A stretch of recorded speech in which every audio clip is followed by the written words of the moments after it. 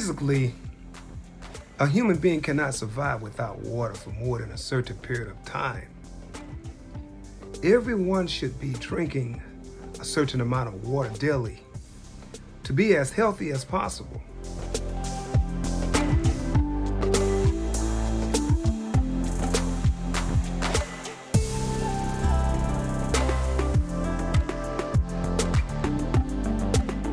I believe that more is recommended if working and sweating outside on a hot summer day.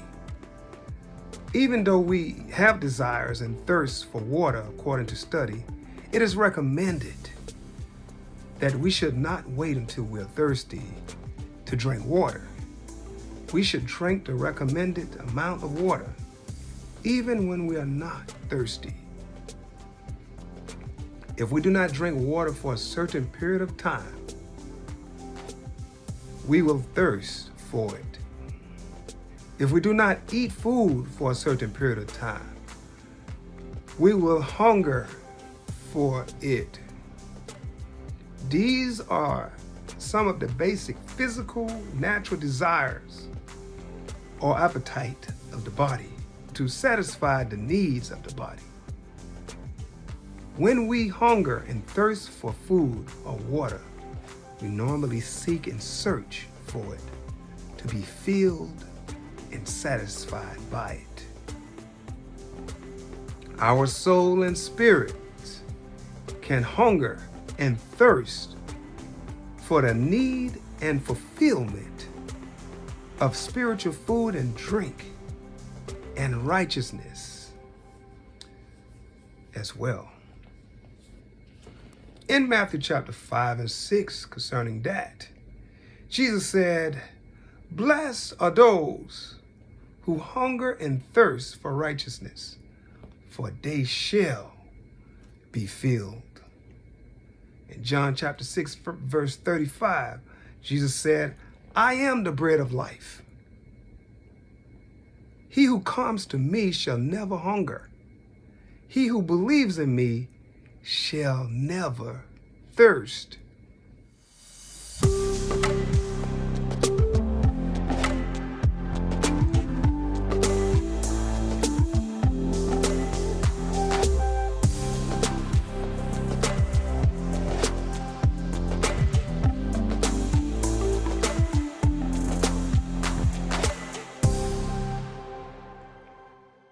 In John chapter 4, verse 13, Jesus answered the woman at the well and said to her, "Whoever drinks of this water," referring to the water of Jacob's well, "will thirst again. But whoever drinks of the water that I shall give him will never thirst. But the water that I shall give him will become in him a fountain of water springing up into everlasting life."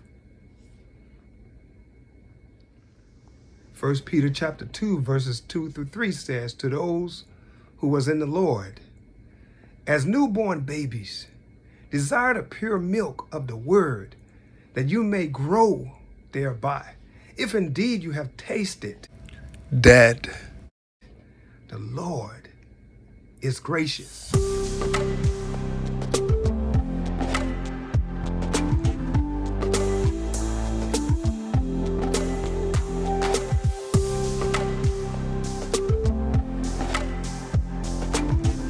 Salt. Salt is a mineral the body needs. Salt got a bad rap, but it's actually a mineral the body needs and should be consumed in moderation. According to study, refined table salts has a certain percentage of additives and can be unhealthy for the fluid balance within the body.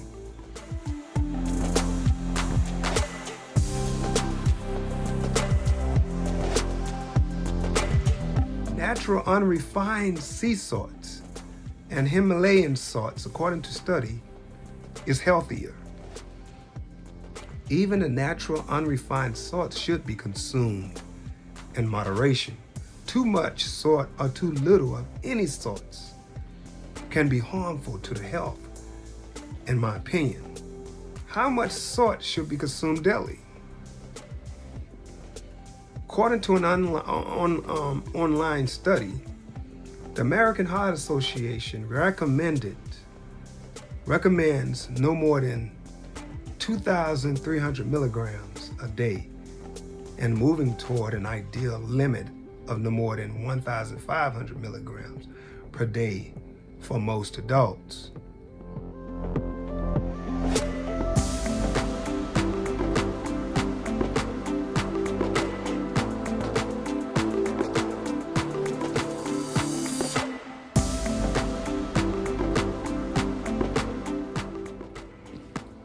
When sweating a lot because of high activity, especially during the summer outdoors, sometimes I drink natural sport drinks, which are organic coconut water, and which has sodium. And from time to time, I have put a little Himalayan natural salt in a bottle of water to put the sodium I need back into my body after sweating it out. After doing this, also, again, after doing this, it also helps my breathing, and it helps my sinus and improve my quality of sleep. And I believe it also helped my bowel movement as well. Okay. And according to study, there are other benefits to natural Himalayan and sea salts. Okay.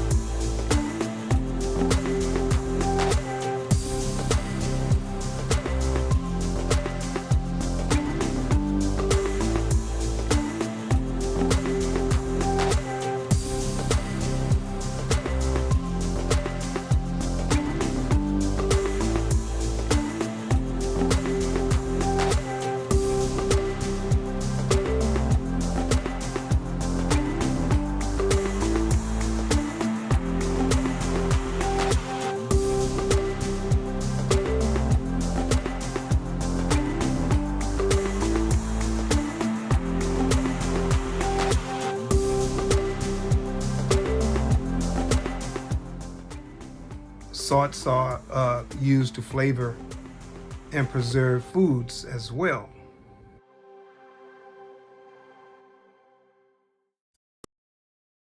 The Holy Scripture speaks literally and figuratively about salt.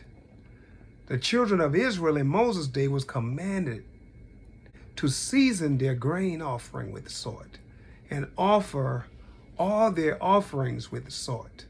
In Leviticus chapter 2, verse 13. And now, let us take a look at what Jesus figuratively said to his disciples concerning salt in Matthew chapter 5, verse 13. Okay. Jesus said, "You are the salt of the earth, but if the salt loses its flavor, how shall it be seasoned? It is then good for nothing but to be thrown out and trampled underfoot by men." Okay. And then Mark chapter 9, verse 49 through 50. For everyone will be seasoned with fire, and every sacrifice will be seasoned with salt. Salt is good, but if the salt loses its flavor, how will you season it? Have salt in yourselves, Jesus said, and have peace with one another. Luke chapter 14, verses 34 through 35. It reads,